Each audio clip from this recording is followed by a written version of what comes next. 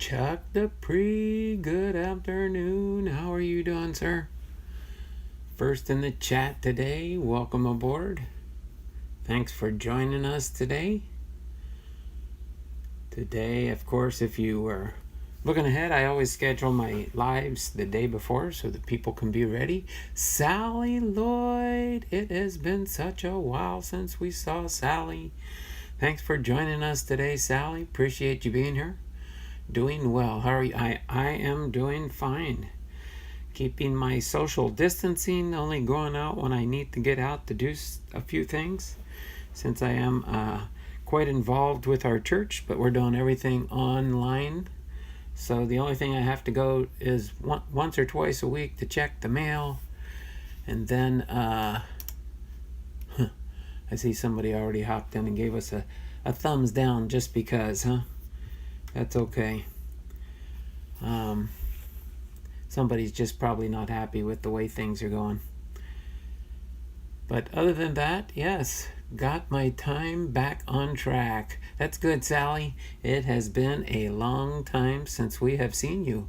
We were asking each other questions the other day on I wonder how Sally's doing. Glad to know you're back with us. Of course, as you can tell by what is presented on my break table here, that we are doing the biography today for Derek Jeter. And of course, for our box breaks, I got two hanger boxes, one from Target, one from Walmart. We'll see which one does better on the update series for last year. I've just kind of labeled this one as Turn It Back a Year Tuesday. We can do that a few times here till I run out of 2019 product. I do have some 2019 product. Tomorrow, in honor of the 1984 Topps history lesson, we will have a few things to open. I'm going to be opening up a Series 1 blaster box for 2019 to keep our Turn It Back a Year week going and continuing. So, of course, this was the first year of eligibility for Derek Jeter, and he made it in his first year. Remember, you have to be retired. He retired in 2014, I believe it was. So that made him eligible for his first time this year for the Hall of Fame, and he is one of the inductees this summer. If we get around to that, I may fall asleep. Sorry. That's okay, Sally.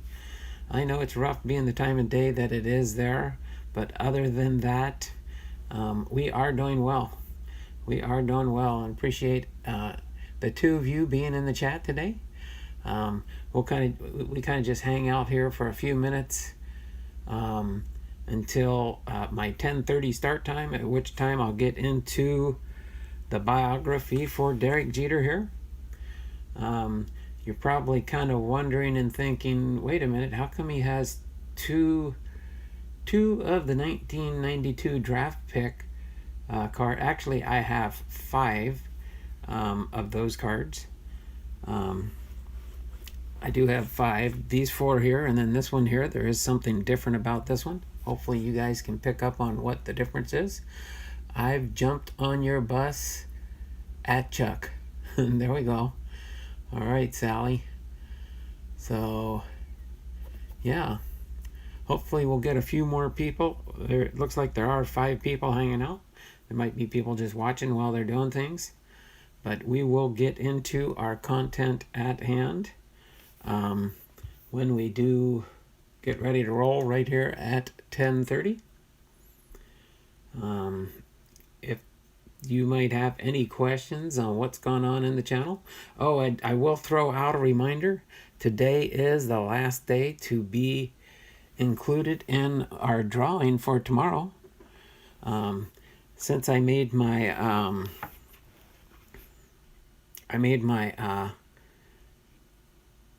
became monetized in January, so my celebration this year in view of my monetization on YouTube, I will be having monthly drawings for my loyal supporters in my channel.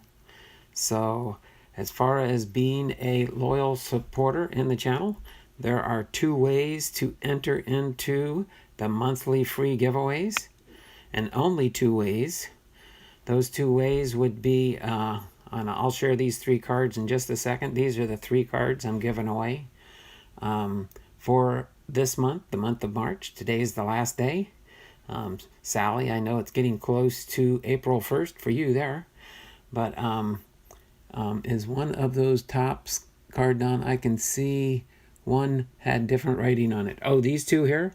Yes, they do. Yes, they do. One has different writing on it. I'll go over that in just a minute here before we do get into Derek Jeter's live stream here. So yeah. So the way you can get into my drawings is either one, being a Patreon member on my channel. If you're a Patreon member on my channel, that gets you automatically an entry, Kevin's Card Collecting, and more. Okay, and I'll just kind of leave the other way of an entry into my monthly drawings. If you read the description of the last few videos that I've posted up, I do put more information in the description of the videos to show you the other entry method. And the other entry method, you can have unlimited entries depending on how often you do something else in the channel to be a loyal supporter to my channel. So I'll leave it at that. You guys can take the time, read a description of one of my past few videos. I won't keep reminding that, but it's mainly the free drawings are for my loyal supporters in the channel. Okay? I've always had the mantra of going through all that I do as far as don't expect to get something free in this world. Remember, everything is not free in this world. A lot of people do things to earn things. And so that's what I'd like to explain. But I'll show you the 3 cards here that are being given away. Each month, these cards will increase in numbers. But it is 3 here. And I call this the Bay Bombers. I'll call this the Bay Bombers. These are 3 rookie cards from 2019 tops. And we have Kevin Biggio, Pete Alonso, and Mike Yastrzemski. Okay? And again, these are all rookie cards. Okay? These are 3 rookie cards from 2019. And we have about a minute. So those are the 3 cards I'm giving away this month. We will have the drawing tomorrow.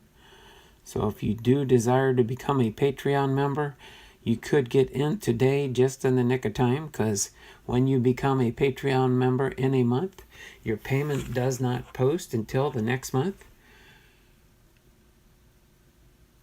Sally Lloyd.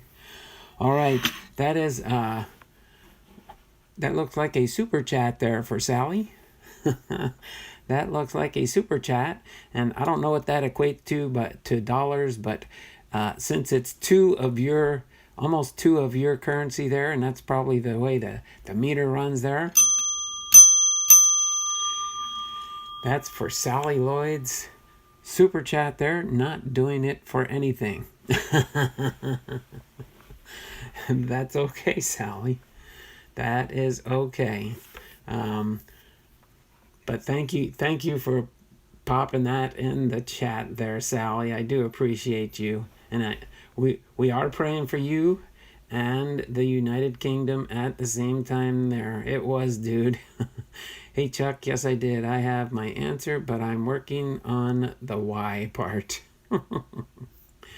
All right. Let me do something real quick here. Get that in there. And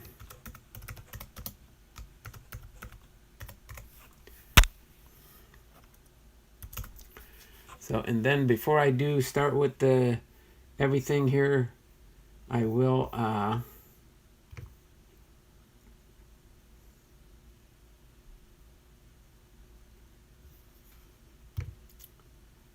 explain the difference on the 2 different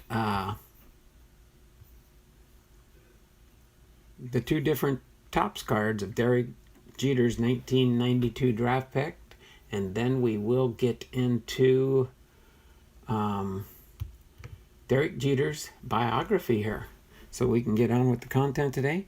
I do have a bonus factor that lurking in the wings here. My wife is off work today. They shortened her hours at her work. But since she works at the Navy Hotel, thanks, we're on lockdown too. Was going to shower, so may just stay for the history. Oh, that's no problem. That's no problem, Sally. I understand. But yeah, so the draft pick card here, these are 4 regular Topps 1992 draft pick cards. And this 1992 draft pick card here, the bottom where it says Derek Jeter, this is the regular one. This is the gold one. And this is the same set of cards, but they made a same parallel set for these cards for the 1993 Topps. And that is the Topps Gold. So this is the Topps Gold parallel for the same card in the series. So I did have 4 of these, and I did end up with 1 Topps Gold back in the day. So that's why I've got that highlighted there. And so without further ado, we're going to get into our biography. And I will let the chat be with the moderators and everybody to just kind of keep an eye on things for me. Between the sections of the biography, I will pop my head into the chat. And again, Sally, thanks for that super chat. I really do appreciate that very much. And so let's get in and on with our biography for today, and that will be Derek Jeter. Okay, Derek Sanderson Jeter, born June 26, 1974, is an American former professional baseball shortstop, businessman, and baseball executive. He has been the chief executive officer, the CEO, and part owner of the Miami Marlins of Major League Baseball since September 2017. As a player, Jeter spent his entire 20-year career in Major League Baseball with the New York Yankees. He was elected to the Baseball Hall of Fame as part of its class of 2020 in his first year of eligibility. He received 99.7% of the votes, the second highest percentage in Major League Baseball history, and the highest by a position player. A 5-time World Series champion, Jeter is regarded as one of the primary contributors to the Yankees' success in the late 90s and early 2000s for hitting, base running, fielding, and leadership. He is the Yankees' all-time career leader in hits with 3,465, doubles with 554, and games played at 2,747, stolen bases of 358, and times on base 4,716. He had, as far as plate appearances, 12,602 and at-bats of 11,195. His accolades include 14 All-Star selections, 5 Gold Glove Awards, and 5 Silver Slugger Awards, 2 Hank Aaron Awards, and a Roberto Clemente Award. Jeter was the 28th player to reach 3,000 hits and finished his career ranked 6th in MLB history in his career hits and first among shortstops in 2017, and the Yankees retired his uniform number 2. The Yankees drafted Jeter out of high school in 1992. Imagine that. You can see that on the cards I have in front of me. And he debuted in the major leagues at age 20 in 1995. The following year, he became the Yankees' starting shortstop, won the Rookie of the Year award, and helped push the team to win the 1996 World Series. Jeter continued to play during the team's championship seasons of 1998 through 2000. He finished third in voting in the American League's Most Valuable Player Award in 1998, recorded multiple career high numbers in 1999, and won both the All-Star Game MVP and the World Series MVP awards in 2000. He consistently placed among the American League leaders in hits and runs scored for most of his career and served as the Yankees team captain from 2003 until his retirement in 2014. Throughout his career, Jeter contributed reliably to the Yankees' franchise successes. He holds many postseason records and has a .321 batting average in the World Series. Jeter has earned the nicknames Captain Clutch and Mr. November due to his outstanding play in the postseason. Jeter was one of the most heavily marketed athletes of his generation and is involved in numerous product endorsements. As a celebrity, his personal life and relationship with other celebrities has drawn the attention of the media. All right. Dun, dun, dun. Looks like the same people are in here. Lost you a little bit there, Don. Oh, your internet, did it break up a little bit there, Sally? Or was my internet on my end? It looks like it's a little bit slow. It's bouncing up and down, but keeping right about 30 frames per second. So we should be done okay, I think.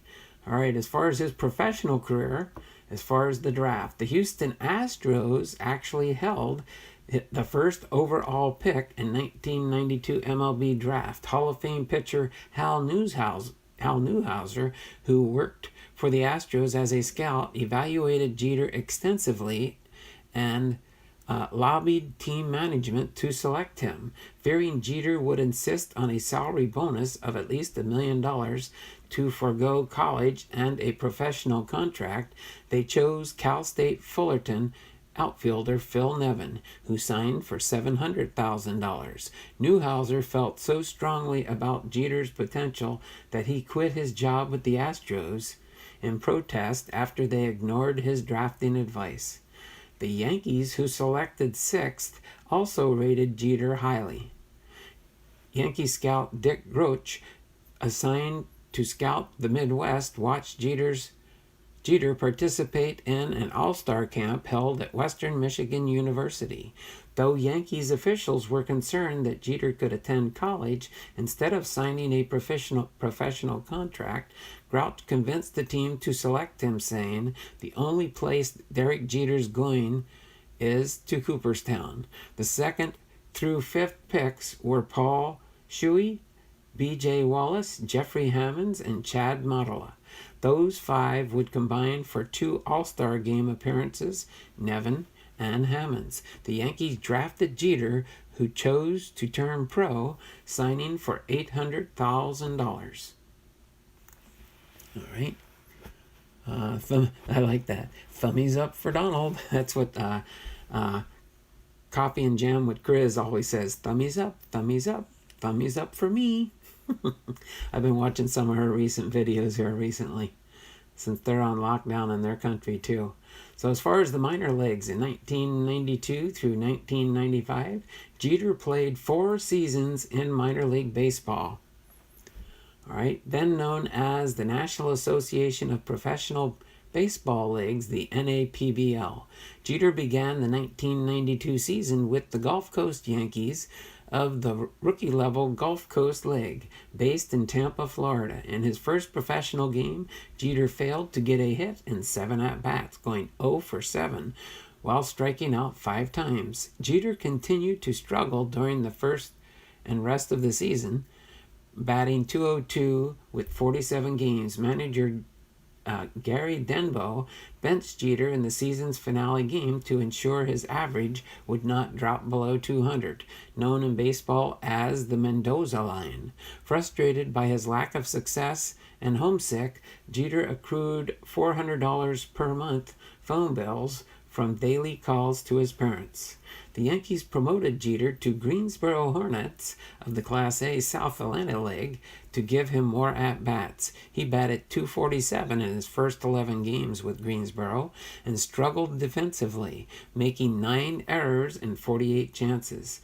Weighing 156 pounds, Jeter had a scrawny appearance that did not match his reputation as the Yankees' future leader. Jorge Posada and Andy Pettitte, who played for the Hornets that season, at first questioned the hype surrounding Jeter, but recognized his talent and poise. Jeter focused on the next offseason on his fielding. Baseball America rated Jeter among the top 100 prospects in baseball before the 1993 season, and then ranking him 44th. Returning to the Hornets in 1993, his first full season of professional baseball, Jeter hit .295 with 5 home runs, 71 RBIs, and 18 stolen bases. SAL managers voted him the most outstanding major league prospect in the league. He finished second in the SAL in triples with 11, third in hits with 152, and 11th in batting average, and was named to the postseason All-Star team. Jeter committed 56 errors, a SAL record. Despite this, he was named the SAL's best defensive shortstop, most exciting player, and best infield arm by Baseball America.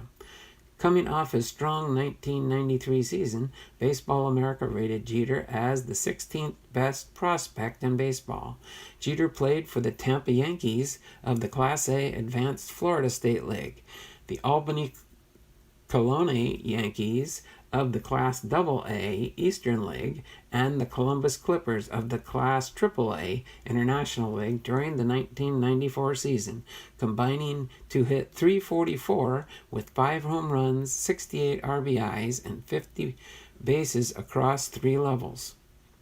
He stole 50 bases across 3 levels. He was honored with the Minor League Player of the Year award of Baseball America, the Sporting News, USA Today, and Topps NAPBL.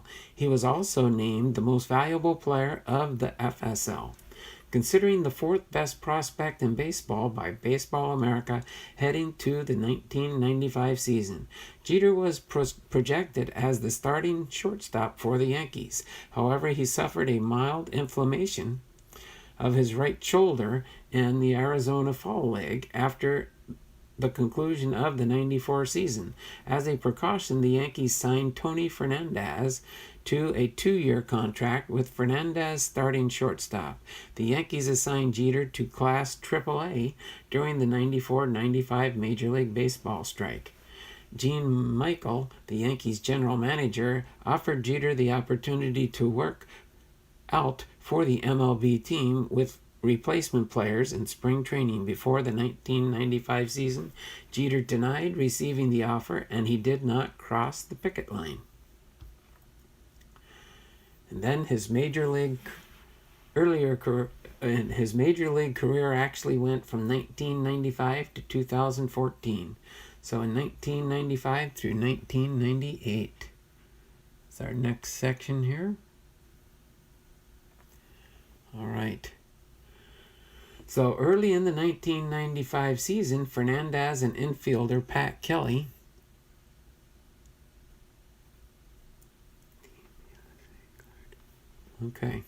were injured. Consequently, Jeter made his MLB debut on May 29, 1995. He was assigned uniform number 2, which was most recently worn by Mike Gallego. From 1992 to 1994, batting ninth, he went hitless in 5 at-bats, striking out once. The following day, he recorded his first 2 major league hits and scored his first 2 career runs.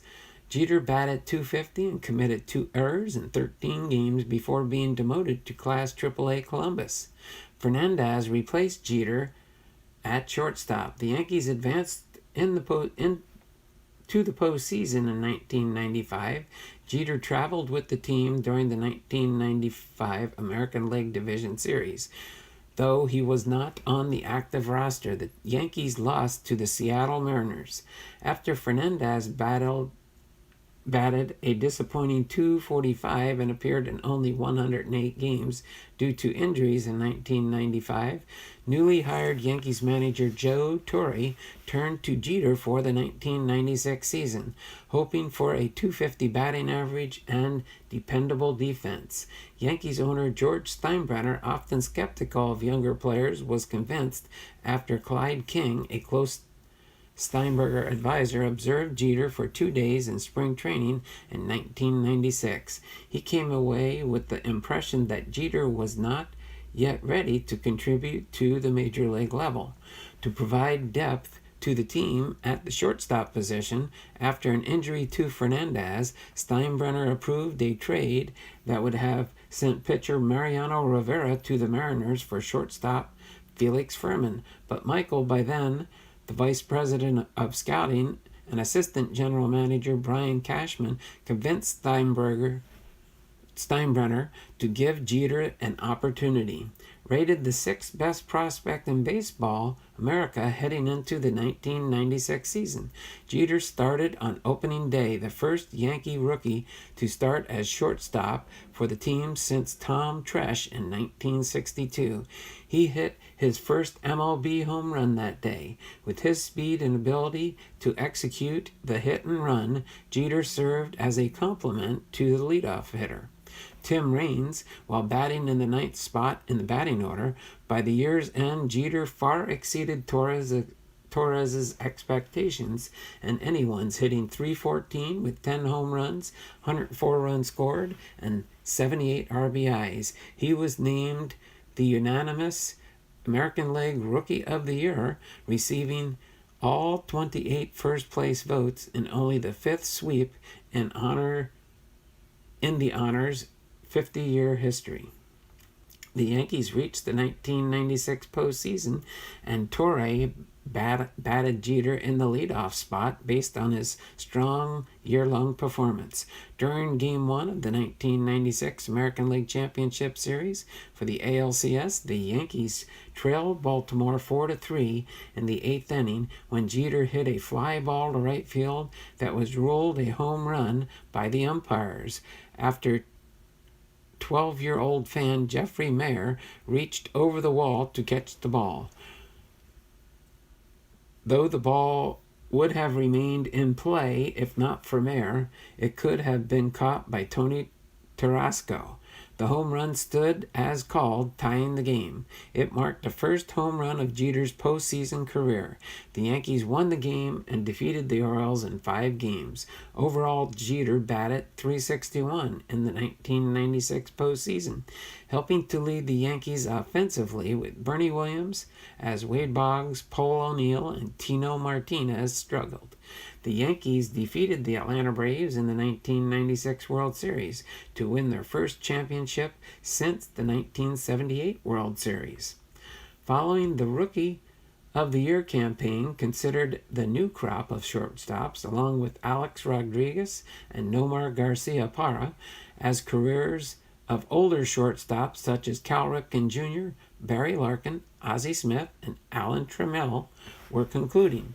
Rodriguez, the first overall selection in the 1983 MLB draft, first contacted Jeter about his experience as a high first-round pick. The two became friends to extend their New York Times journalist Jack Curry commented, "Rarely have two higher-profile opponents been as close."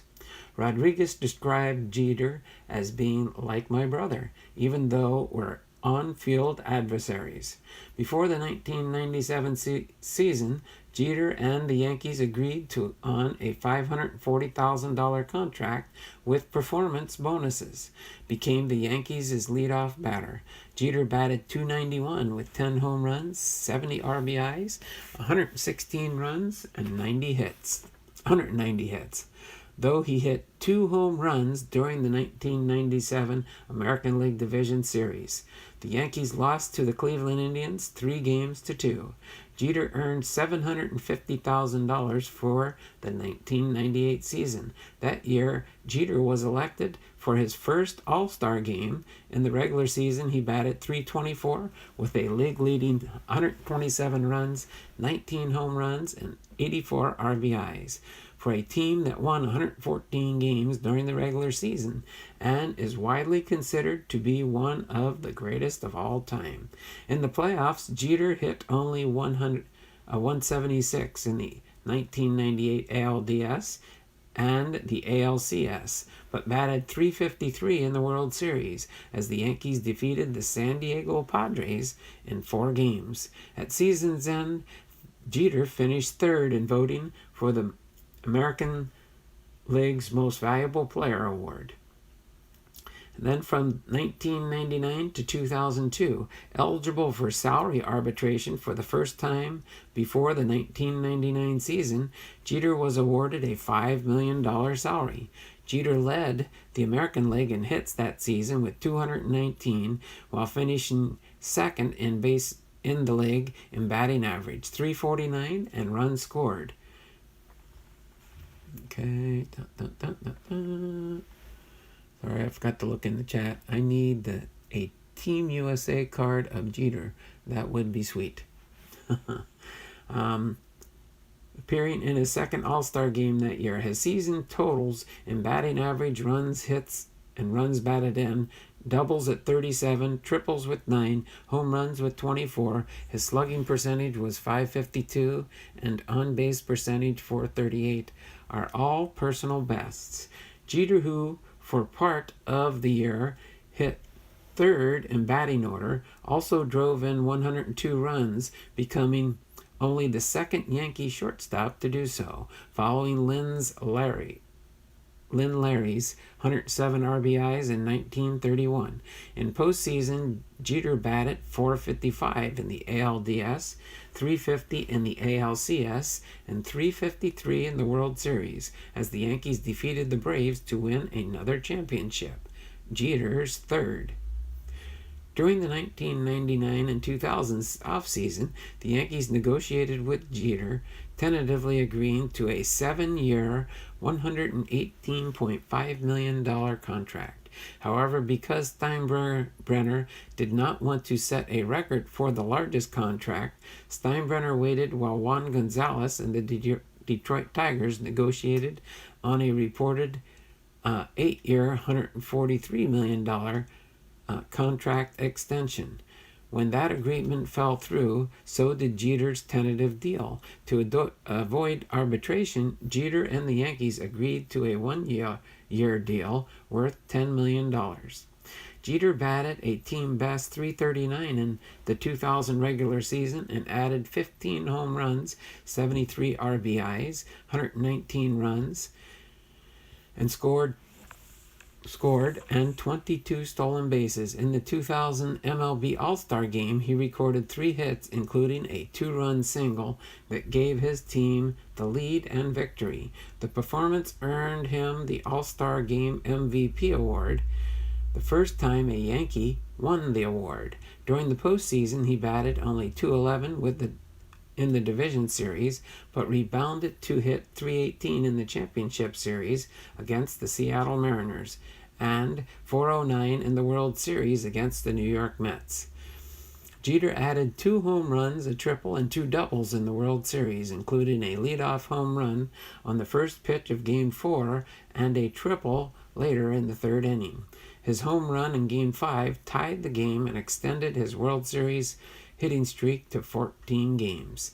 The Yankees defeated the Mets in 5 games for their 3rd consecutive title and 4th in Jeter's first 5 full seasons. Jeter won the World Series MVP award, becoming the only player to win the All-Star Game MVP and the World Series MVP award in the same season. Sorry, hold on a second. My eyes were getting watery there. I gotta take just a little quick break here.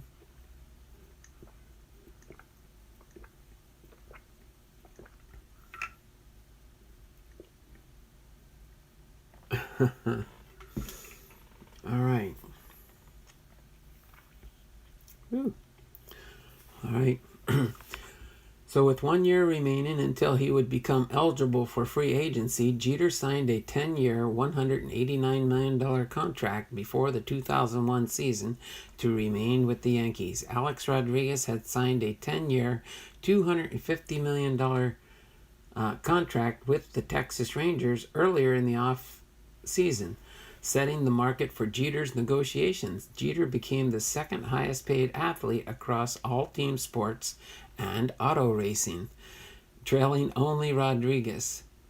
The $18.9 million average annual value of Jeter's contract was the third highest in baseball, behind only Rodriguez, $25.2 million, and Manny Ramirez at $20 million.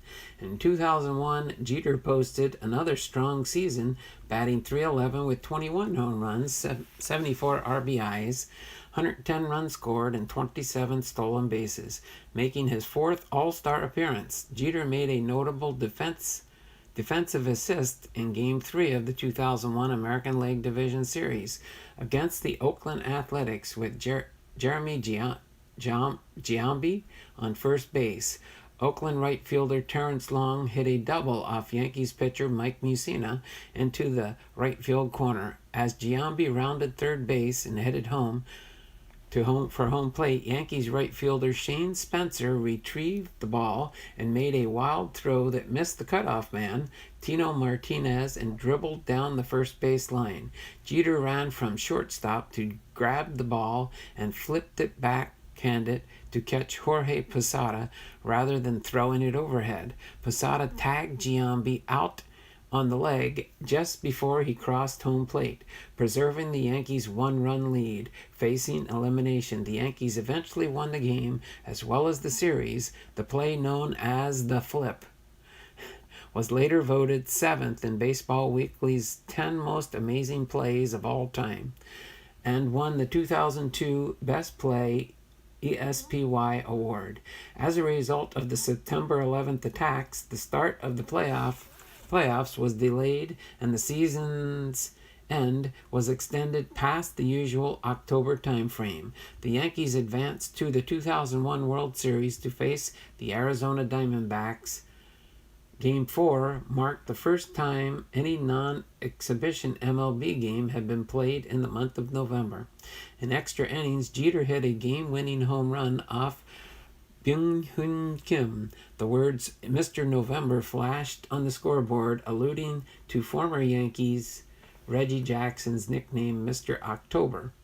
Despite the home run, Jeter slumped at the plate. He denied injuries were a factor, though a fall into a photographer's box trying to catch a foul ball may have aggravated an earlier hamstring injury.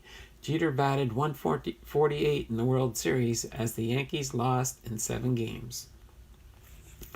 Jeter batted .297 with 18 home runs, 75 RBIs, 124 runs scored, 191 hits, a career best 32 stolen bases during the 2002 regular season. He led the majors in stolen base percentage at 91.4%, getting caught only 3 times. He made his 5th All-Star appearance. In 2002 postseason, the Anaheim Angels defeated the Yankees in the ALDS on their way to winning the World Series.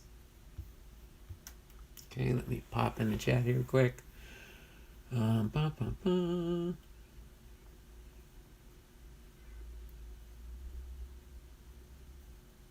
Oh, yeah. Yeah, I got that email too. That was really nice that they're going to do that. So in 2003 through 2008, on opening day of the 2003 season, Jeter dislocated his left shoulder when he collided with Toronto Blue Jays catcher Dan Huckabee at third base. He was placed on the disabled list for 6 weeks and missed 36 games. He had never played fewer than 148 games in the prior 7 full seasons.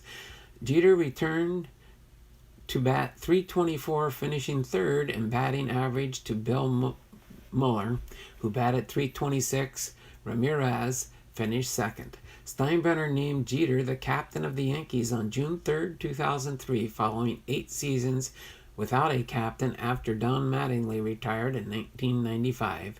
That postseason, Jeter batted .314 with 2 home runs, 5 RBIs, and 10 runs scored in 17 playoffs games, including 3 hits in Game 3 of the 2003 World Series against the Florida Marlins, the only 3 hits Josh Beckett allowed during the game. Jeter committed a crucial error in a Game 6 loss, and the Marlins won the series in 6 games. The Yankees acquired Rodriguez from the Texas Rangers during the 2003-2004 offseason. Rodriguez had won 2 Gold Glove awards at shortstop and was considered the best shortstop in baseball. Jeter, who had no Gold Gloves at the time, remained the team's starting shortstop, while Rodriguez moved to third base. Rodriguez's fielding range allowed Jeter to cede ground to his right to Rodriguez and cheat to his left, fielding balls hit to his left, a weakness identified by scouts. The 2004 season began with Jeter mired in a slump, at one point getting only 1 hit in a span of 36 at-bats through April. He batted .168. His batting average improved to .277 by the All-Star break in July.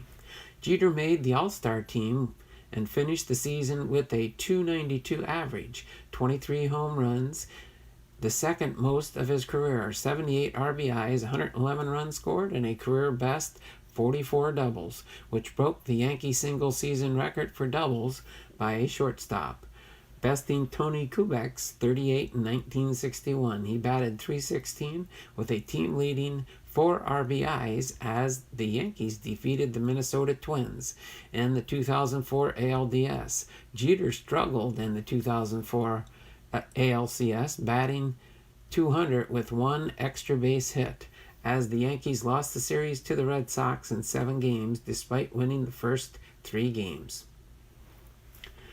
In the 12th inning of a tied game on July 1, 2004 against their rivals, the Boston Red Sox, Trot Nixon hit a pop fly down the left field line. Jeter ran from his position at shortstop and made an over-the-shoulder catch. He launched himself over third base side railing and 2 rows of seats, receiving a lacerated chin and bruised face. The Yankees went on to win the game in the bottom of the 13th inning. This was voted the play of the year in this year in baseball awards competition, as voted on by fans at MLB.com. Following the 2004 season, Jeter was presented with his first Gold Glove award. His diving catch on July 1st was cited as a reason for the award. Though Jeter was 4th among shortstops in fielding percentage and errors, 2 traditional fielding statistics, critics pointed to his lower ratings in the more advanced submetric statistics such as range factor and ultimate zone rating. Jeter was 2nd in the American League in runs scored with 122 in the 2005 season, and was 3rd in the league in both at-bats, 654, and hits, 202. Though his critics continued to see Jeter as a liable defensively, he won his 2nd consecutive Gold Glove in 2005. Orlando Cabrera of the Angels had a higher fielding percentage and committed fewer errors, but voters noted that Jeter had more assists. Though Jeter batted .333 during the 2005 ALDS, the Yankees lost to the Angels. For the 2006 season, the Yankees signed Johnny Damon to play center field and lead off, moving Jeter to the 2nd position in the batting lineup. During the 2006 season, Jeter recorded his 2,000th career hit, becoming the 8th Yankee to reach that milestone. Jeter finished the season 2nd in the American League in both average, .343, and runs scored, 118, 3rd in hits with 214, and 4th in on-base percentage at .417, earning his 7th All-Star selection. Jeter batted .500 with 1 home run in the 2006 ALDS, including a perfect 5-for-5 performance in Game 1, making him the 6th player to record 5 hits in 1 postseason game.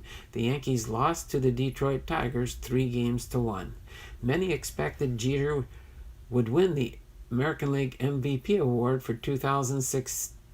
In a close vote, Jeter finished second in the voting to Justin Morneau of the Twins, and it was his sixth top 10 finish in the MVP balloting and 11 full seasons through 2006. Though he lost the MVP award, he won the Hank Aaron Award, given for superior offensive performance. He also won his third consecutive Gold Glove. Though the Yankees continued to struggle with postseason failures, Jeter remained a consistent contributor. During the 2007 season, Jeter was third in the American League with 203 hits, his third consecutive season and sixth overall. With at least 200 hits, he also finished in the batting average of .322. He was selected for his 8th All-Star appearance in the field. He was involved in turning a career-high 104 double plays. He struggled during the 2007 ALDS, batting 3 for 17 with 176, with 1 RBI as the Indians defeated the Yankees. Jeter hit his 400th career double on June 27, 2008, and his 200th home run on July 12th. Jeter's slugging percentage dropped to .410 in the 2008 season, his lowest mark since 1997. His offense took an upward turn after May as he hit .322 with a .824 OPS after June 1st. Jeter was elected to his 9th All-Star game as the starting shortstop. He finished the season with a .300 batting average. Jeter tied Lou Gehrig's record for hits at Yankee Stadium with 1,269 with a home run off Tampa Bay Rays pitcher David Price on September 14, 2008. On September 16th, he broke the record against the Chicago White Sox pitcher Gavin Floyd. The Yankees were eliminated from postseason contention, the only full season in Jeter's career where he did not compete in the playoffs. Following the final game in Yankee Stadium history, Jeter made a speech at the request of the Yankees, thanking the Yankee fans for their support. A moment later, voted by fans as the moment of the year in MLB.com's This Year in Baseball Awards. From all of us up here, it's a huge honor to put this uniform on every day and come out here and play. Every member of this organization, past and present, has been calling this place home for 85 years. There's a lot of tradition, a lot of history, and a lot of memories. The great thing about memories is you're able to pass them along from generation to generation. Although things are going to change next year and we're going to move across the street, there are a few things with the New York Yankees that never change. That's pride, tradition, and most of all, we have the greatest fans in the world. We're relying on you to take the memories from this stadium and add them to the new memories we make in the new Yankee Stadium and continue to pass them on from generation to generation. We just want to take this moment to salute you, the greatest fans in the world. Let me take a pop in the chat here real quick and double check everything.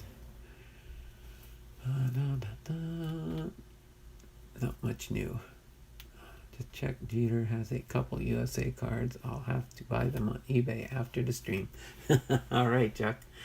All right, so in 2009 through 2013, for the 2009 season, Yankees manager Joe Girardi switched Jeter and Damon in the batting order, with Damon moving to second and Jeter to the leadoff role. Jeter batted .334, third best in the American League, with a .406 OBP and an .871 OPS. 18 home runs, 66 RBIs, 30 stolen bases in 35 attempts, 107 runs scored, 72 walks, and 212 hits, second in the MLB. Defensively, Jeter committed a career-low 8 errors, and his .986 fielding percentage was his career best. In addition to Gold Glove winning first baseman Mark Teixeira, allowed second baseman Robinson Cano to shift his focus to his right, helping Jeter. During the season, the Sporting News named Jeter 8th on their list of the 50 greatest current players in baseball. Jeter achieved 2 career milestones in the second half of the 2009 season. On August 16, 2009, against the Seattle Mariners, Jeter doubled down the right field line for his 2,675th hit as a shortstop, breaking Luis Arpacio's previous major league record. Then Jeter became the all-time hits leader as a member of the Yankees with 2,722, passing Lou Gehrig on September 11, 2009. The hit was a single off Baltimore Orioles pitcher Chris Tillman in the third inning. In the 2009 postseason, Jeter batted .355, including .407 in the 2009 World Series. He won his 5th World Series championship, and he was named Sportsman of the Year for 2009 by Sports Illustrated, and won the Roberto Clemente Award, Hank Aaron Award, his 4th Gold Glove Award, and his 4th Silver Slugger Award. Jeter also finished 3rd in the American League MVP voting, behind Minnesota's Joe Mauer and Yankee teammate Mark Teixeira. It was also the 5th championship for Pettit, Posada, and Rivera, who along with Jeter were referred to as the Core Four. In 2010, Jeter, along with Posada and Rivera, became the first trio of teammates in any of the 4 major league sports in North America, MLB, the NFL, the NBA, or the NHL, to play in at least 16 consecutive seasons on the same team as teammates. The 2010 season was statistically Jeter's worst in many respects. The Yankees captain batted .270 with a .340 OBP and a .370 slugging, all career lows, as he hit more ground balls than usual. Despite this, Jeter was elected to start at shortstop in the All-Star game. He rebounded to bat .342 in his last 79 at-bats after making adjustments to his swing with the field help of Kevin Long, the Yankees hitting coach, who had successfully helped Nick Swisher and Curtis Granderson make adjustments that improved their production. With Long, Jeter changed the way he strode with his left leg. Following the season, Jeter won his 5th Gold Glove Award, and Jeter committed 6 errors during the season, his lowest in 15 full seasons. After the 2010 season, Jeter became a free agent for the first time in his career. At age 36, Jeter appeared to be in decline. Joe Sheehan of Baseball Prospectus suggested that Jeter, once a good, not great shortstop, had declined to become below average defensively. To extend that, he would likely need to change positions. Cashman later acknowledged that Jeter might need to shift to the outfield. Though Jeter stated that he wanted to remain with the Yankees, negotiations became tense. Jeter's agent, Casey Close, stated that he was baffled by the Yankees' approach to the negotiations, and Cashman, now the team's general manager, responded publicly that Jeter should test the open market to ascertain his value, which angered Jeter. According to reports, Jeter initially sought a 4-year contract worth between $23 million and $25 million per season. He reached an agreement with the Yankees on a 3-year contract for $51 million with an option for a 4th. He spent the offseason on working with Long on adjustments to his swing. The adjustments left Jeter frustrated as he batted .242 in the first month of the 2011 season. As he struggled, it appeared that the 2011 season was the contribution of Jeter's decline. Jeter broke Rickey Henderson's franchise record for stolen bases when he stole his 327th base against the Mariners on May 28, 2011. He suffered a calf injury on June 13th that required his 5th stint on the 15th-day disabled list and his first since 2003. At that point, he was batting .260 for the 2011 season with a .649 OPS. Rehabilitating from his injury in Tampa, Jeter worked on his swing with Denbo, his former minor league manager. With Denbo, Jeter returned to the franchise. He used his minor league days. Following his activation from the disabled list, he hit .326 with an .806 OPS in his last 64 games of the season. Jeter finished the year with a .297 batting average, 6 home runs, 61 runs batted in, 84 runs, and 16 stolen bases. He credited his turnaround to his work with Denbo. Long acknowledged that his attempt to adjust Jeter's swing did not work. On July 9th, 2011, Jeter recorded his 3,000th career hit, a home run off David Price of the Tampa Bay Rays. Jeter finished the day with 5 hits in 5 at-bats. The second player to have 5 hits on the day he achieved his 3,000th hit was The first was Craig Biggio. He also became the second player to hit a home run for his 3,000th hit, Wade Boggs having done so in 1999. The last of Jeter's 5 hits proved to be the game-winning hit. He is the only member of the 3,000 hit club to record all of his hits with the New York Yankees. The only player to join the club as a Yankee, Jeter joined Honus Wagner as only the second regular shortstop to reach the 3,000 hit plateau. Only Ty Cobb, Hank Aaron, Robin Yount were younger than Jeter on the day of their 3,000th hit. MLB and HBO produced Derek Jeter 3K, a documentary that profiled his path to 3,000 hits, originally aired on July 28, 2011. Fatigued from the stress of chasing 3,000 career hits and wanting to rest his calf, Jeter opted not to attend the 2011 MLB All-Star Game. Jeter and Posada played their 1,660th game together on July 14, 2011, breaking the previous franchise record of 1,659 by Gehrig and Tony Lazzeri. Jeter played his 2,402nd game with the Yankees on August 29, 2011, breaking Mickey Mantle's record for most games played as a Yankee. He finished the 2011 season with 162 hits, his 16th consecutive season with 150 hits, which tied him with Pete Rose for the second most consecutive 150 hit seasons, one behind Hank Aaron for the MLB record. Jeter was honored with the Lou Gehrig Memorial Award given in recognition of charitable endeavors. Despite continuing concerns about his age, the beginning of the 2012 season saw Jeter on a hot streak. He batted .411 through April 23rd. Rodriguez commented that Jeter is playing as he did in 1999, while Girardi said Jeter looks like he is 25 years old.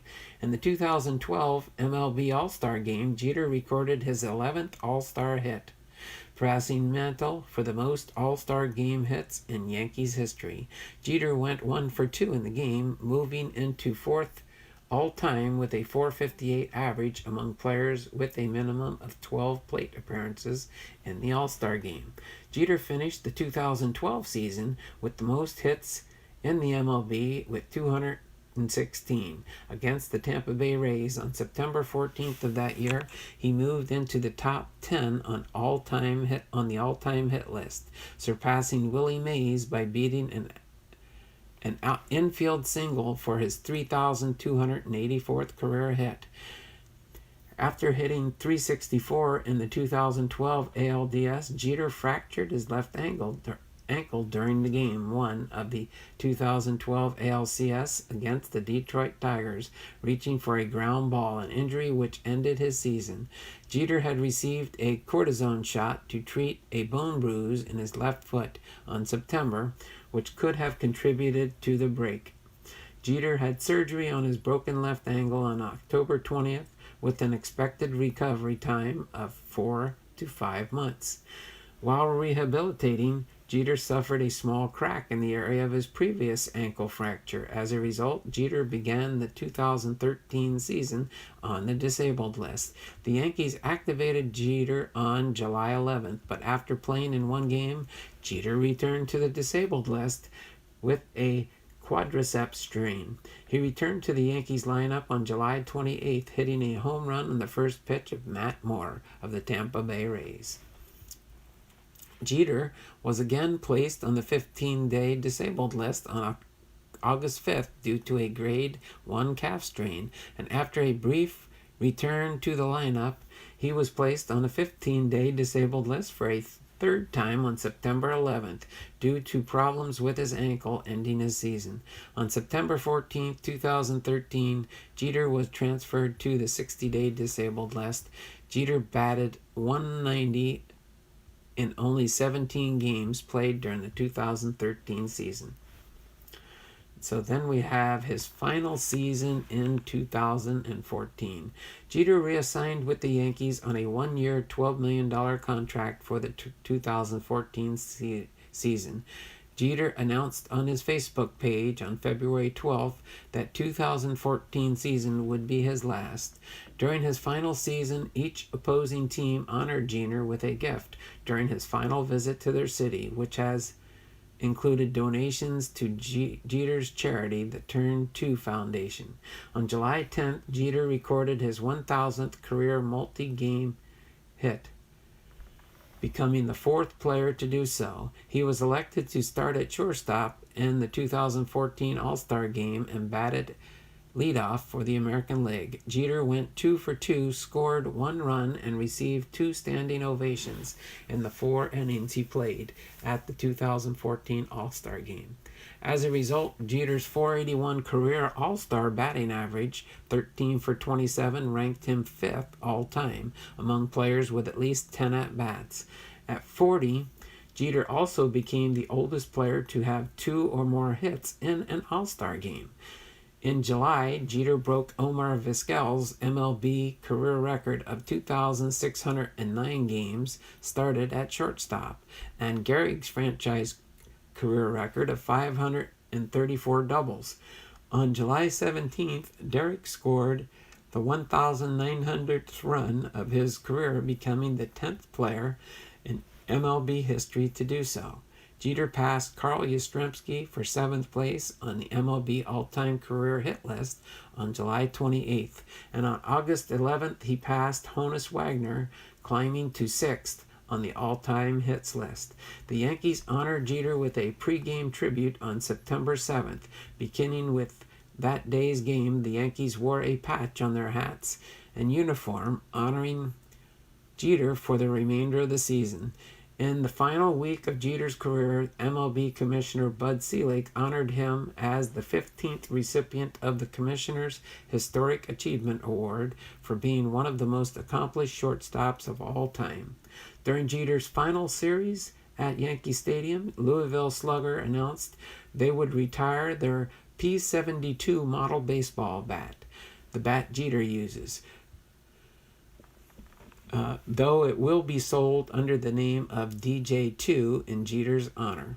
The average ticket price for Jeter's final home game on September 25th reached $830 on the secondary market. In his final game at Yankee Stadium, Jeter hit a walk-off single against the Orioles pitcher Evan Meek to win the game 6-5. Derek decided to play exclusively as the designated hitter in the final series of his career at Fenway Park in Boston, so that his final memories of playing shortstop would be at Yankee Stadium. The Red Sox honored Jeter with a pregame ceremony, including Red Sox retired stars Carl Yastrzemski, Jim Rice, Fred Lynn, Luis Tiant, Rico Petrocelli, the Boston Bruins' Bobby Orr, New England Patriots receiver Torrey Brown, and Boston Celtics' Paul Pierce, while many Boston fans at Fenway Park loudly cheered for Jeter and gave him a standing ovation. In his final at-bat, he hit an RBI infield single against Clay Buchholz Before being substituted for a pinch runner, Brian McCann, he received an ovation from the Red Sox fans as he exited the field. And then the World Baseball Classic. Jeter started at shortstop for the United States National Baseball Team in the 2006 World Baseball Classic. He hit 9 for 20 at 450 and scored 5 runs in 6 games. The only team Ken Griffey Jr. and Cuba's Yoandy Garloba had higher batting average with a minimum of 20 at-bats. Jeter's play earned him recognition as the shortstop selection on the all-tournament team. In the 2009 World Baseball Classic, Jeter again started at shortstop. He was named captain of the United States team by manager Davey Johnson, and he batted 8 for 29 in 8 games. Jeter and the United States team faced the Yankees at Steinbrenner Field in an exhibition game, the only time Jeter played against the Yankees. All right, let me look in the chat here real quick before we continue. Just check. Jeter has a couple USA cards. I'll have to buy them. Oh, that's the same. I don't think there was any new stats there. So player profile. Jeter is considered to be one of the most consistent baseball players of all time. He played fewer than 145 games a season only 3 times in his career. When he dislocated his shoulder on opening day 2003, he played 119 games that year. When he injured his calf in 2011, he played 131 games. And in 2013, when he struggled with a myriad of injuries, 17 games. For his career, he averaged 204 hits, 113 runs scored, and 21 stolen bases per 162 games. He is currently 6th on the all-time hits list in MLB history. Highly competitive, Jeter once said, "If you're going to play at all, you're out to win. Baseball, board games, playing Jeopardy, I hate to lose." Jeter has been viewed as one of the best players of his generation. An aggressive hitter, Jeter swung at most pitches in the strike zone and many near it. Though right-handed hitters often pull the ball into left field, Jeter's signature inside-out swing, dubbed the Jeterian swing, resulted in most of his hits going to center and right field. Primarily, most of his home runs were hit to right field rather than to center or left, as his swing took advantage of Yankee Stadium's close right field fences. Jeter is also known for his professionalism. In an age where professional athletes often find themselves in personal scandals, he mostly avoided major controversy in a high-profile career in New York City while maintaining a strong work ethic.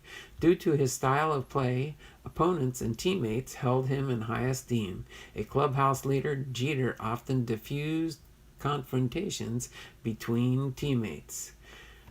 As far as his postseason performance, Jeter is noted for his postseason performances and has earned the title of Captain Clutch and Mr. November due to his outstanding postseason play.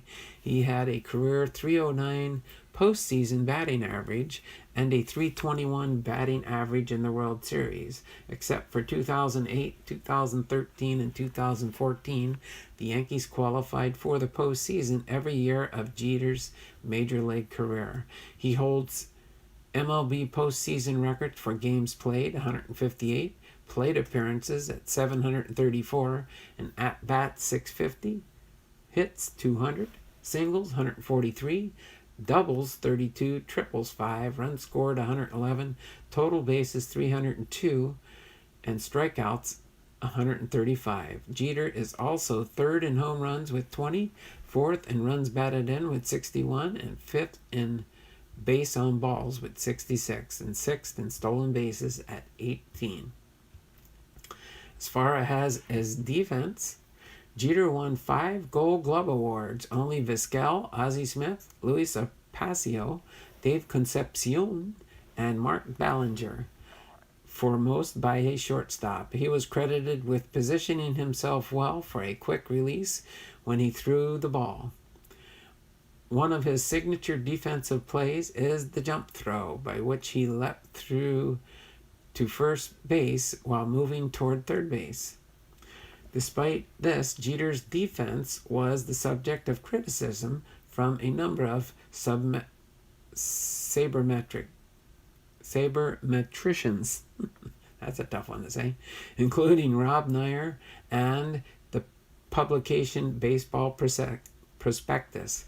The 2006 book, The Fielding Bible by John Doohan, contains an essay by Bill James, which he concluded that Jeter was probably the most ineffective defensive player in major leagues at any position over his entire career. A 2008 study by researchers at the University of Pennsylvania found that from 2002 to 2005, Jeter was the worst defensive shortstop in the MLB. Two sites that rely on advanced defensive statistics, Fangraphs.com and FieldingBible.com, rated Jeter below the middle of the pack status in 2010, despite his receiving his 5th Gold Glove Award that season. Jeter committed 18 errors in 2007, his highest total since finishing with 24 in 2000. After the season, Cashman and his staff saw Jeter's defense as an area that needed to be addressed. At the Yankees' request, Jeter embarked on a rigorous training program to combat the effects of age by focusing on lateral movements and first step quickness. Jeter's ultimate zoning rating, UZR, improved from worst in the American League shortstops in 2007 to close to league average in 2008. When asked to respond to criticism of his defense, Jeter replied, "I play in New York, man. Criticism is part of the game. You take criticism as a challenge." Jeter further asserted that many defensive factors cannot be quantified.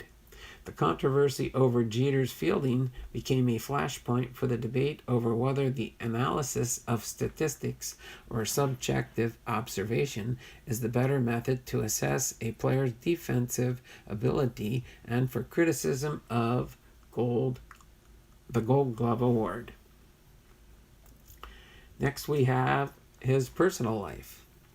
Pop in the chat here, still the same. Jeter maintains homes in Marlborough Township, New Jersey, Greenwood Lake, New York, and Davis Islands neighborhood of Tampa, Florida. He previously owned a penthouse apartment in Manhattan's Trump World Tower. Regarding his official residence, Jeter settled a tax dispute with the New York State Department of Taxation and a Finance in 2008. New York State alleged that Jeter should have paid state income tax from 2001 to 2003 as Jeter resided in the Manhattan apartment he bought in 2001. Jeter claimed to have established his residence in Tampa, Florida in 1994 and that he was still a resident of Florida at the time. Florida has no state income tax. In December 2002, Yankees owner George Steinbrenner criticized Jeter for staying out until 3 a.m. at a birthday party during the 2002 season, saying that his star shortstop wasn't totally focused and that it didn't sit well with him. The two mocked the incident in a May 2003 Visa commercial, similar to the manner in which Steinbrenner and former Yankees manager Billy Martin made light of their feud in a Miller Lite commercial during the 1970s. Jeter's personal life has been a frequent topic in gossip columns and celebrity magazines since his rookie year in 1996. He has a well-publicized relationship with singer Mariah Carey from 1997 to 1998, and Jeter also had dated model Vida Guerra, former Miss Universe Lara Duda, singer Joy Enriquez, television personality Vanessa Manillo, and the actress Jordana Brewster, Jessica Biel, and Minka Kelly. Jeter and model Hannah Davis who had been dating since 2012, became engaged in 2015.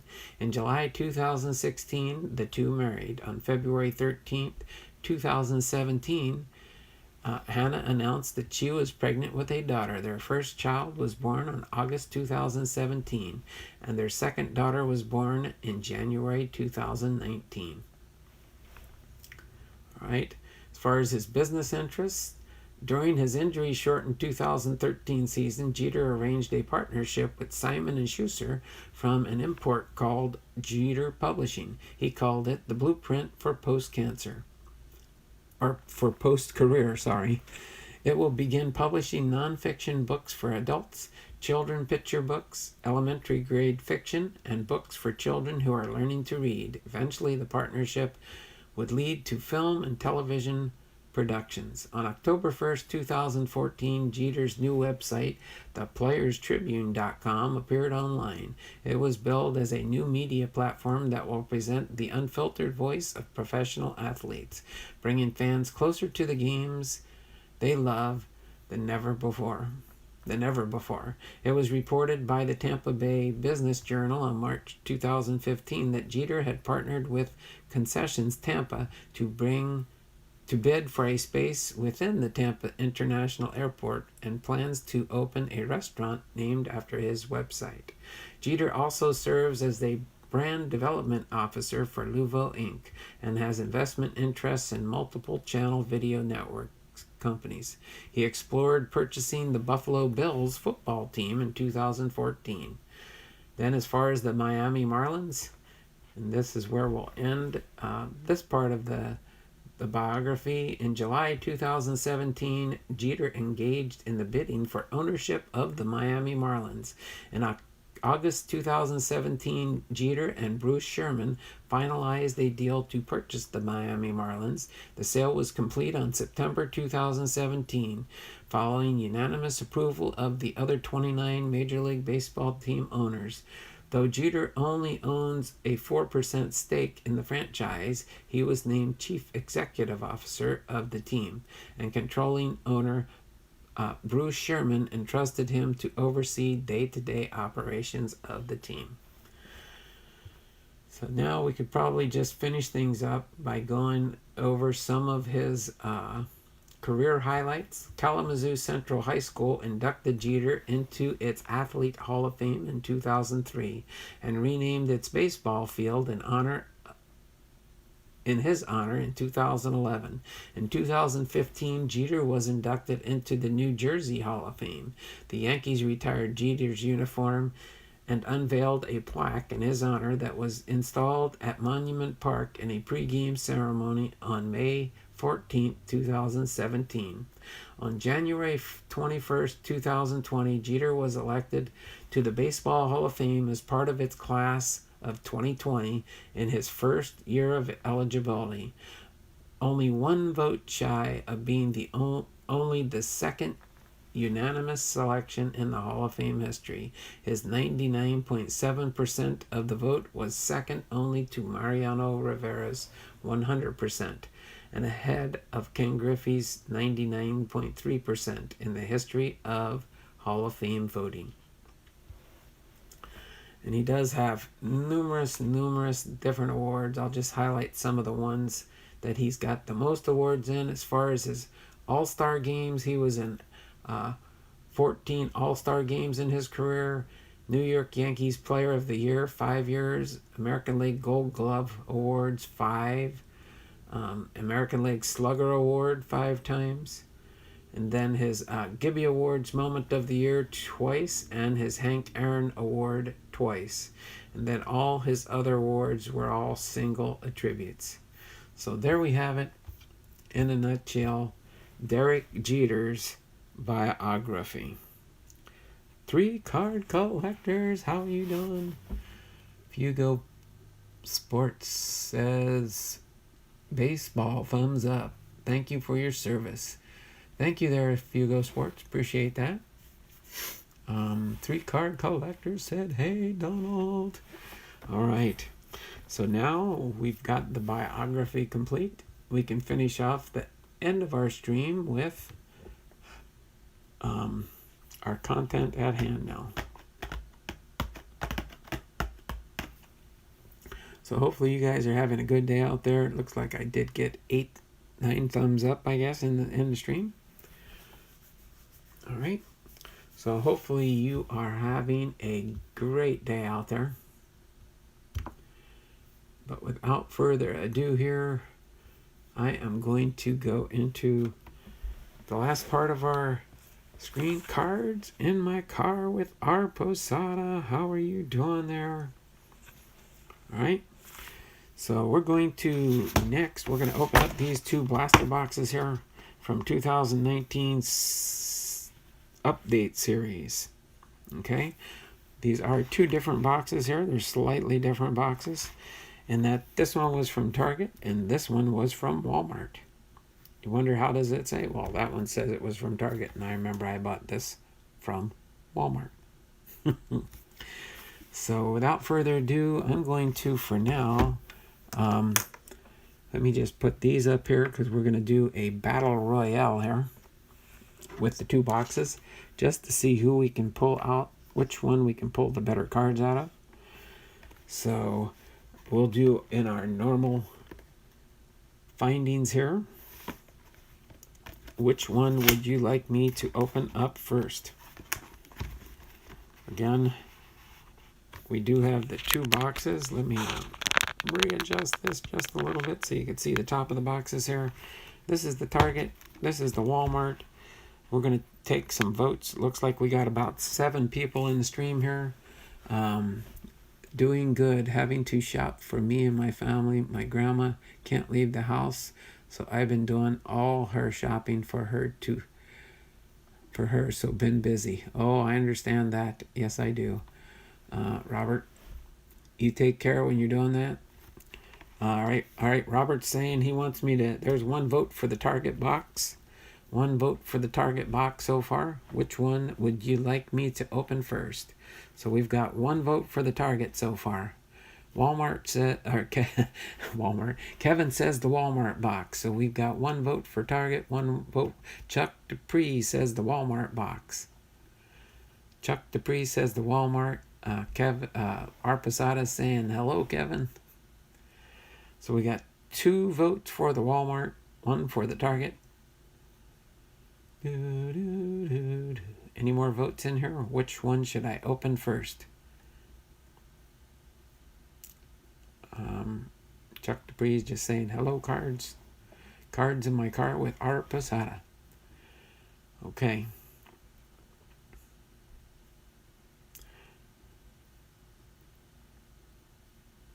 Hey, Robert. All right, I'm going to vote for the Target box. So the next vote that comes in, that for somebody that has not voted yet, will determine. I just wanted to tie it up so that somebody else will place a vote in the chat. That gives us 4 votes there. So I know we have 8 people in the chat. So if we get 1 more vote, we will consider that the first product we will open. Do do do do do do do. Bum bum bum bum bum bum bum bum bum bum bum. Come on, it shows 8 people in the chat. So I just need 1 more vote for either Target or Walmart. Target or Walmart. Target or Walmart.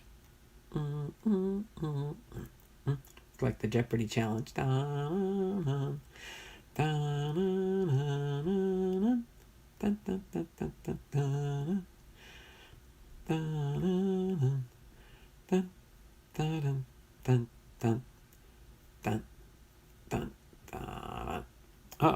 Maybe everybody else that's on board watching probably isn't in the chat, is my guess.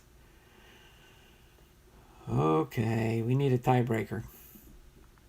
Anybody can chime in, even if you voted already. I just need another vote to show up in the chat, and that's the box we'll open first. We got about 11:45 here. I got to get this ball rolling here. My wife wants to go to the store and get something. This is Ethan. I hacked Evan's account. Kevin's account. I vote for Walmart. Okay, we're going to open up the Walmart first. We're going to open up cards, and I like to see the Target first because the Walmart is always better. Well, Arpasada, you can cry. Let's see. We're going to open up the Walmart first. Kevin's acting on, let's see, well, I don't see a hit for sure. So we will see. We got a security tag there. We got a rookie card on top. All right, so we do have a rookie card on top. It has been such a long, it's been a little while since I've opened up last year's product, so this will be fun. At least we'll probably get some kind of inserts, hopefully in the middle. You guys probably remember for sure. Good job, Ethan. Laugh out loud. Okay. Oh, there we go. We'll do that one on top here. We got a Pete. So let's see. We're gonna put the Walmart over here. Then we'll put the Target over there. Okay. We got a Pete Alonso rookie card. We got a Pete Alonso rookie card there with the home run derby on it. All right, with the home run derby. All right. So we got Dwight Smith Jr. with the Orioles, Brandon Kitzler with the Cubs, Austin Allen with the Padres, rookie card, Justin Bohr with the Angels, Nicky Lopez with the Royals, rookie card, Clayton Richard with the Blue Jays. All right, then we've got Jake Odorizzi, All-Star Game for the Twins. Jock Peterson, Home Run Derby with the Los Angeles Dodgers. Shed Long with the Seattle Mariners, rookie card for Shed Long, Seattle Mariners. Marcus Stroman, All-Star Game. Oh, upside down. I was wondering why they were looking a little bit funny there. Michael Brantley with the Houston Astros. Chris Bryant, All-Star Game highlight card. Or he made it to the All-Star Game basically that year. Kevin Pillar with the Giants. Carlos Santana with the Home Run Derby. Edwin Diaz with the Mets. Shelby Miller with the Texas Rangers. Wei Chi Huang with the Texas Rangers, rookie card. Nick Markavicius with the San Diego Padres, rookie card. There we go, a Mike Trout All-Star Game card. Xander Bogaerts with the All-Star Game card. James McCann with the All-Star Game card. Chris Paddock with the rookie card. And it's also not only his rookie card, but his rookie debut card. March 31st, 2019. Josh Van Meter with the Cincinnati Reds, rookie card. Eric Swanson, rookie card for the Seattle Mariners.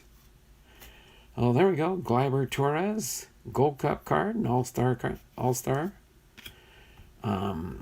Lance Lynn with the Texas Rangers. John Means with the Baltimore Orioles, rookie card and All-Star Game card. So, not necessarily inserts, but All-Star Game cards there.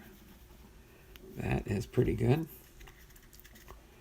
All right, continuing through the pack here. No super hits, just the Pete Alonso rookie card for one of the bigger rookies probably last year.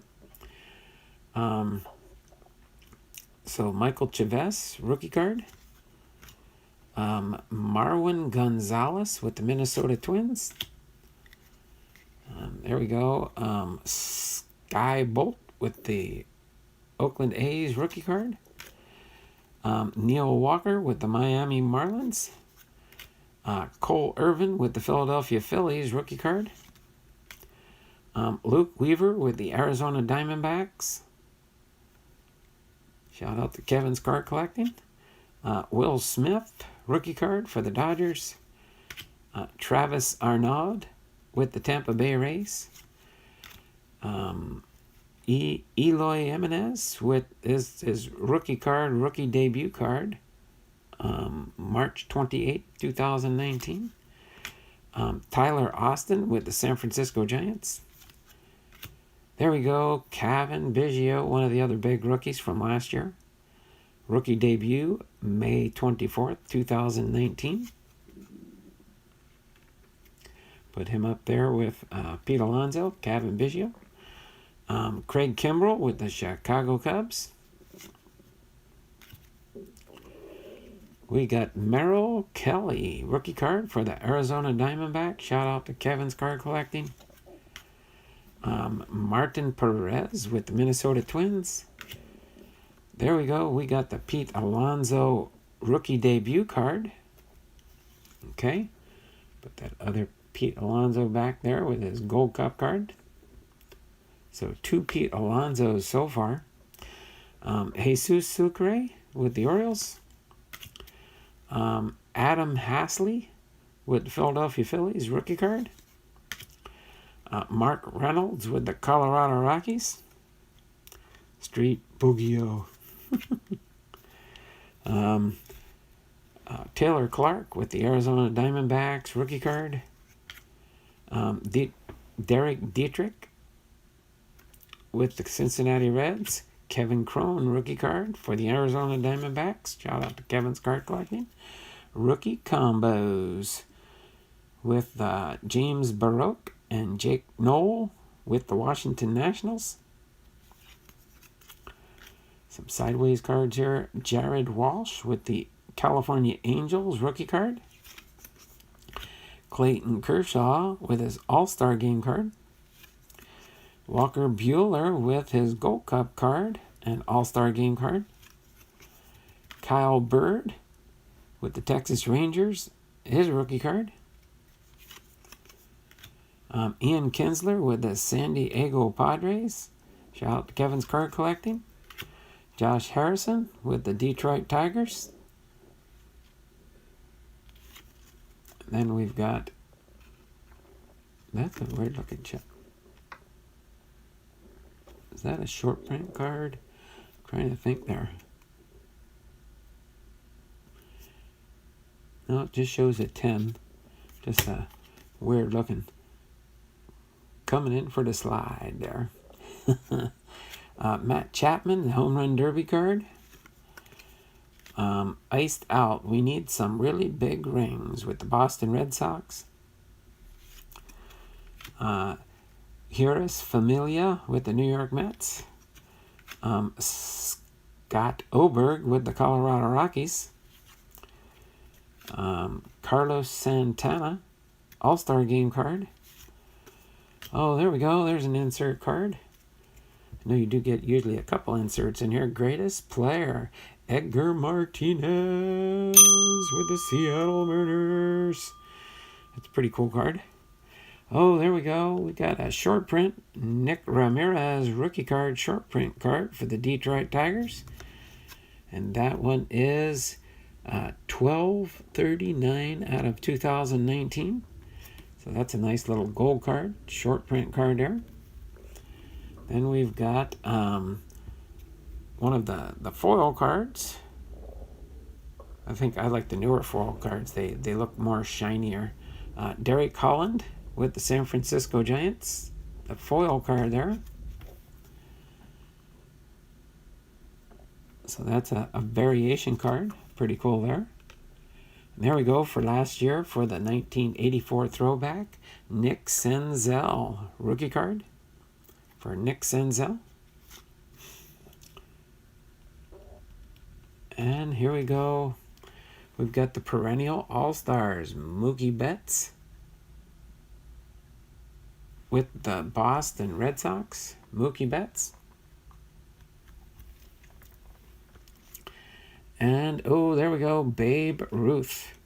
Babe Ruth for the 2 perennial All-Star cards that we get out of the Walmart box. So that is pretty cool. So there we go. It does say we get 2 perennial all-star cards. All right, on the Walmart box there, 2 perennial all-stars. So that's what we got there. Babe Ruth.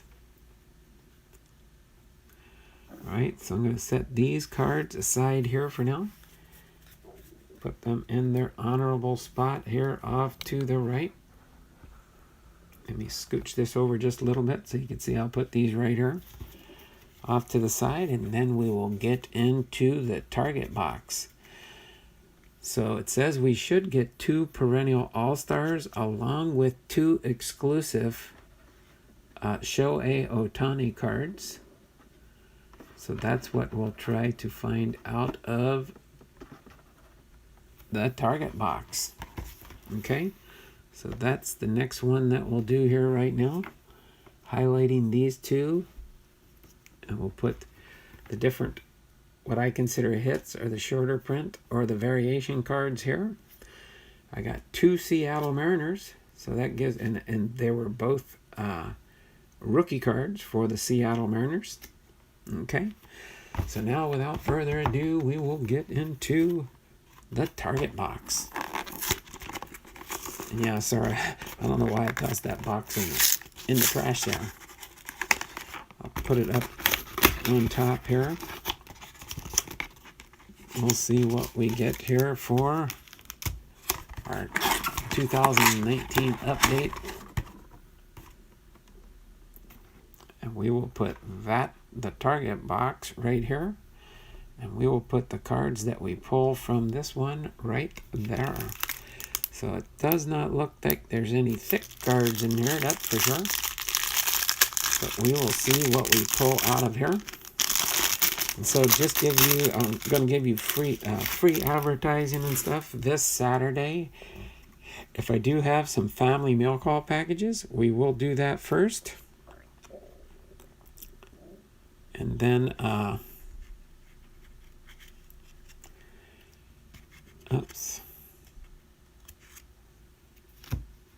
we'll do that first this Saturday. But then it's been a while since I've done my sale. I will do a sale. Donald, you pulled that Chris Paddock on his 1-year anniversary of his debut. Pretty cool. Oh, okay. The Chris Paddock on his 1-year anniversary of his debut. Pretty cool. Thanks, Kevin. All right, so now we'll go through the first half of this pack here, and we will see what we find in the target box. Okay, so without further ado, let's start going through these cards here. We got Dwight Smith Jr. with the Baltimore Orioles. We got Brandon Kintzler with the Chicago Cubs. Austin Allen, rookie card for the San Diego Padres. Shout out to Kevin's Card Collecting. With Justin Bohr with the California Angels. Nicky Lopez with the Kansas City Royals, rookie card. Clayton Richard with the Toronto Blue Jays. We got the Jake Odorizzi All-Star Game card. Turn this over. Play some flipsies here. Mike Moustakas with the All-Star Game card. Oh, flip it back again. Tipsy topsy turvy for the target pack. Luis Arraez with the Minnesota Twins. All right, rookie card. 14 home runs in April for his season highlight.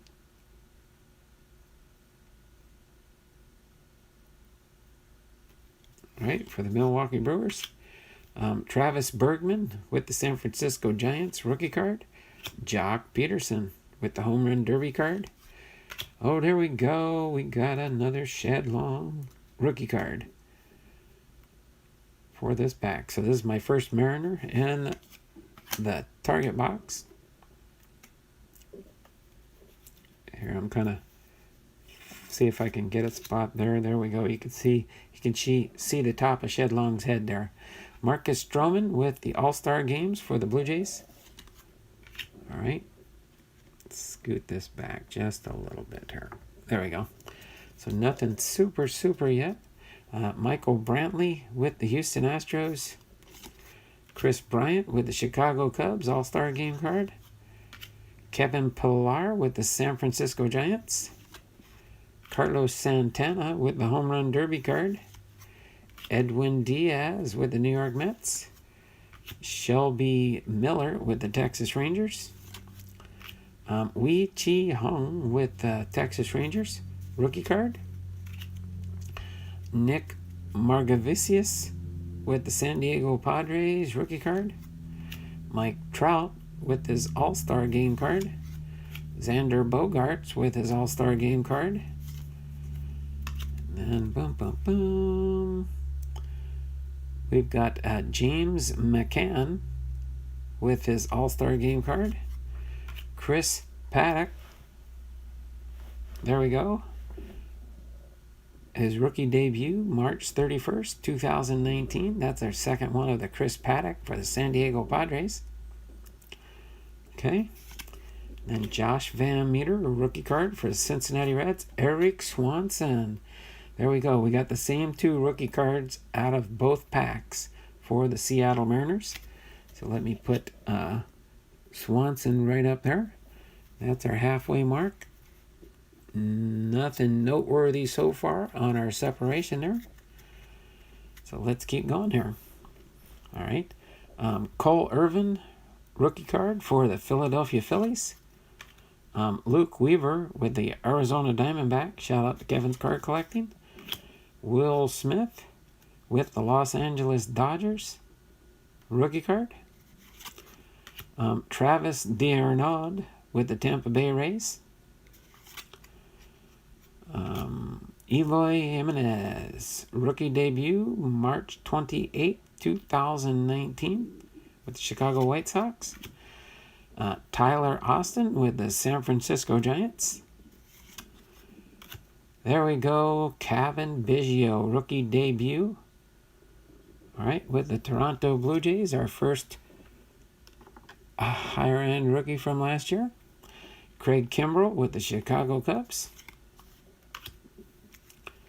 Then we've got Merrill Kelly with the Arizona Diamondbacks rookie card. Martin Perez with the Minnesota Twins. There we go, Pete Alonso. Same two rookies we got out of the last pack.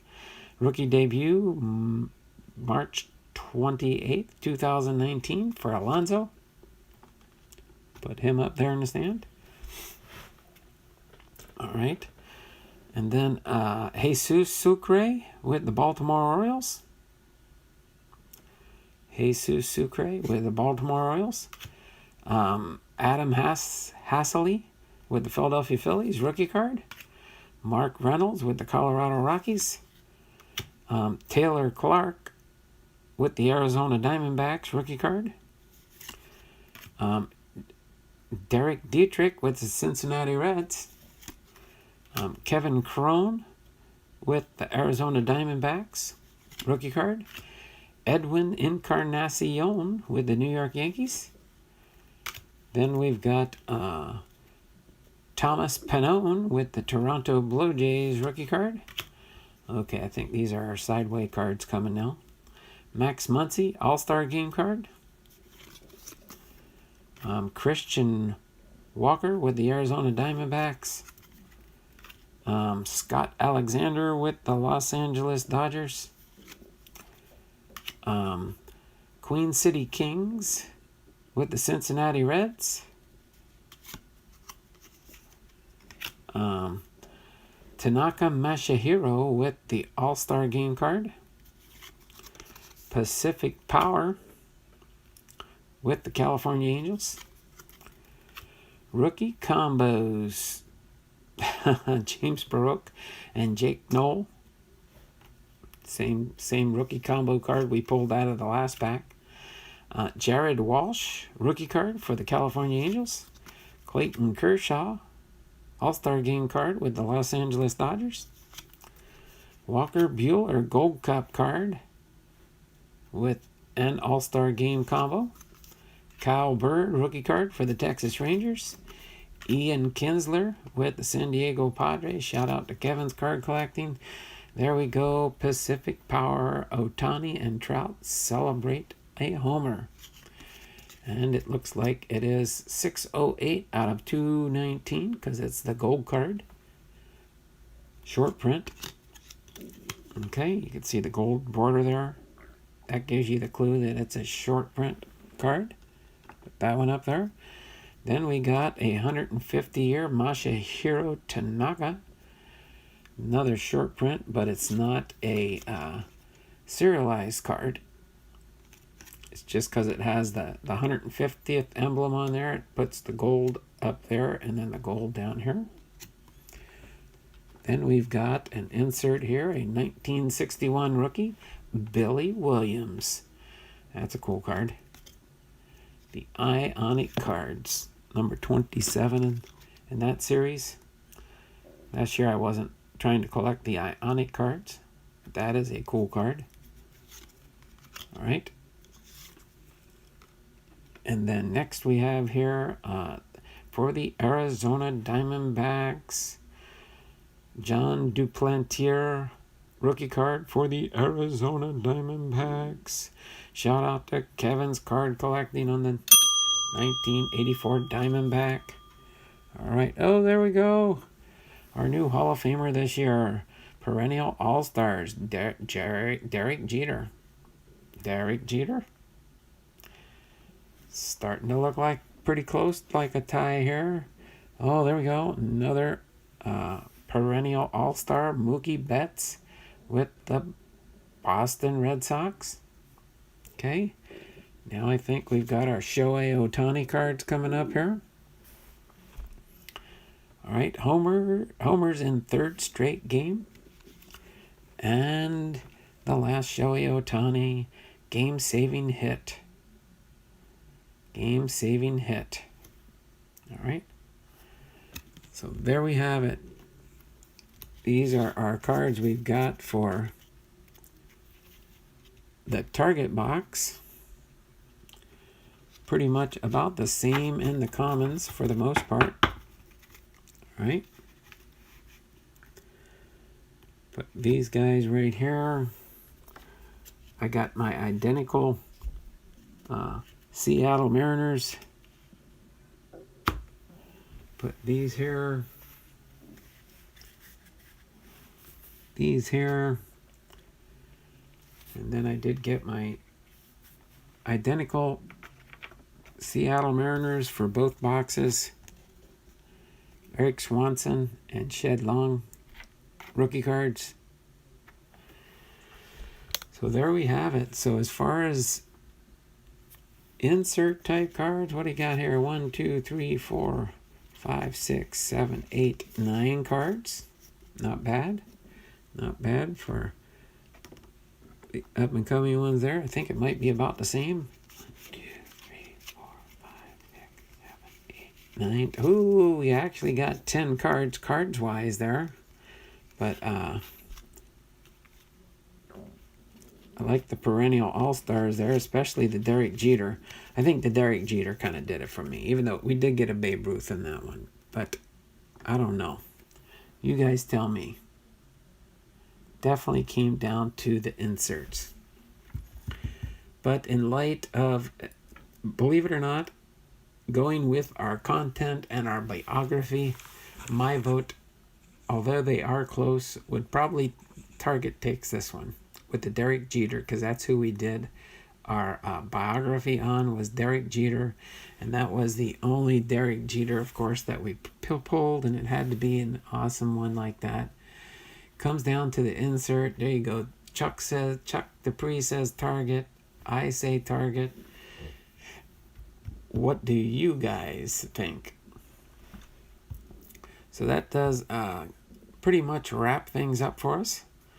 So tomorrow we're going to have a little bit fun on the channel. It's going to be different for our history lesson for the Topps Baseball Cards 1984.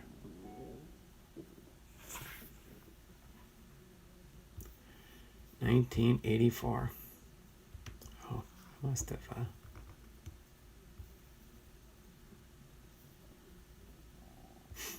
right. So, Donald, you skipped our comments above. Oh, what did I miss? Dun, dun, dun. Hey, Robert. Robert. Oh, is Robert Hone here? Is Robert in the stream? Dun, dun, dun.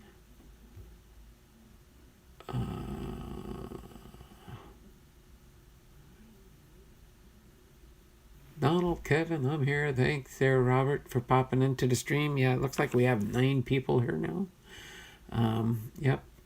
Thanks for the note. Whatever you can do, I'd appreciate it. Uh-oh. Giving it to Target because Jeter showed up on the right day. Exactly. That's kind of my agreement there. I agree with Kevin. Definitely came down to the inserts. Target. I like that. Our cards in my car with Robert Prasada says Target. He's got that Target in there. And Donald, you skipped our comments above. Did I still miss any comments there, Kevin? I see the votes there. Robert says yep. Okay. Looks to be unanimous. The Target, yes, especially since we pulled the Derek Jeter on the Derek Jeter day, and it definitely gives me another card for the Derek Jeter. I don't have many Derek Jeters in my All-Star separation. Well, I do have more. I just got 1, 2, 3, 4. I got 5,000 cards to sort into my. I'll be making a 4th box for my All-Star separation. That's how much I've got to do sorting for my All-Star cards. They're piling up.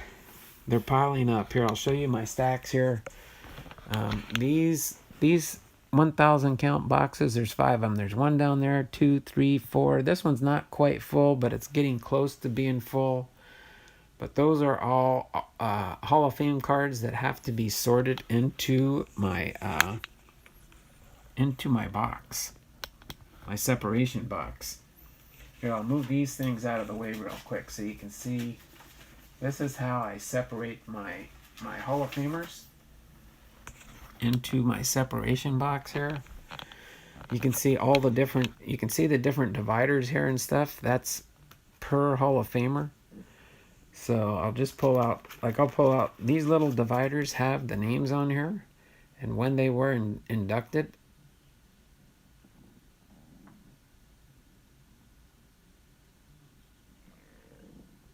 Why did I just receive something from Stanley Pruitt? Stanley, are you in the chat here?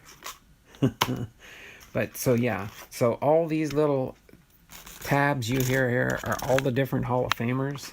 And this is there's this one here. I've got my 2020 tops on the top here that I separate out. But this is 1, 2, 3 5,000 count boxes of Hall of Famer cards here. All right.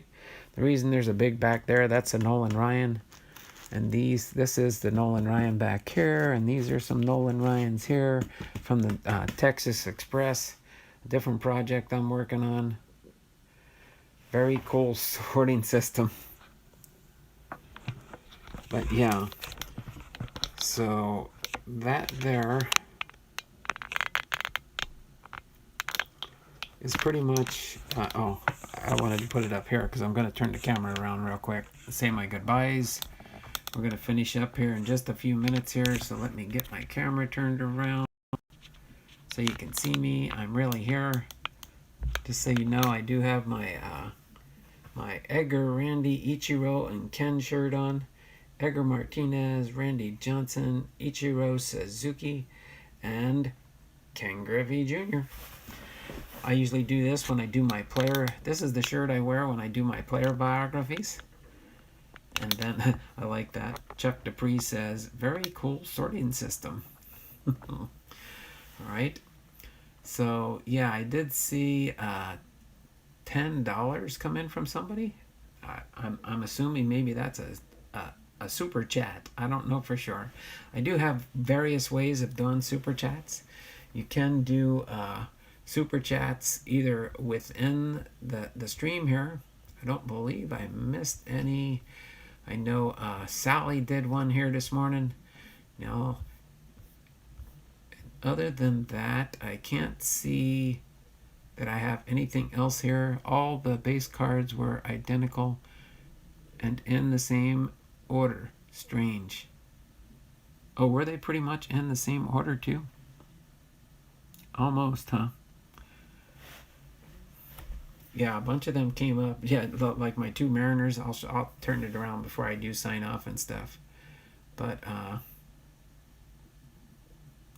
oh, what time tomorrow? Same time there, Robert. Actually, no. I'm gonna go for 10 o'clock.